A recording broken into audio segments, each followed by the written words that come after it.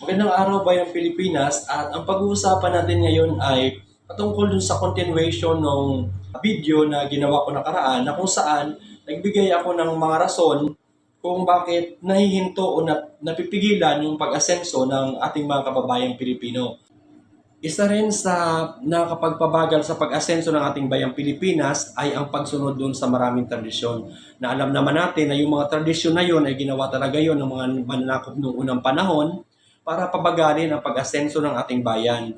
Binigyan nila tayo ng maraming kapistahan, maraming handaan, maraming kasiyahan para iligaw ang kaisipan ng ating mga ninuno para hindi makagawa ng mga progresibong bagay para ikaunlad ng kanilang mga sarili sa patungo sa pag-asenso ng bayang Pilipinas.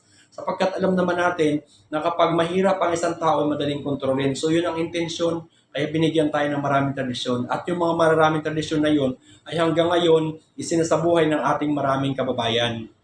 Example na doon, ang piyesta ng San Juan, maraming naapektuhan dyan kapag kapistahan ng San Juan, dumadaan ka sa San Juan, babasain ka nila, wala silang pinipili. Kahit saan ka nakasakay ka sa four wheels vehicles, sa jeep, o kahit nakamotor ka, babasain ka nila kapag dumaan ka dyan. So naapektuhan ang ekonomiya ng buong bayan. At worst to worst cases doon, yung mga dumadaan dyan na mga naghahanap buhay na maliliit nating kababayan, yung mga courier naghahatid ng pasahero o mga bagahe dyan sa area na yan, binabasa nila, ay hindi nila iniisip yung mga tao na yan, naghahanap buhay yan para makakain ng pamilya nila sa araw na yan, binabasa pa ninyo.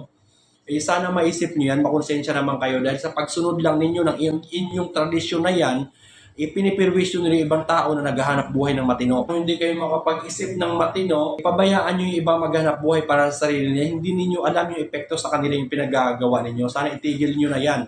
Huwag nating panatilihing alipin tayo sa sarili nating bayan.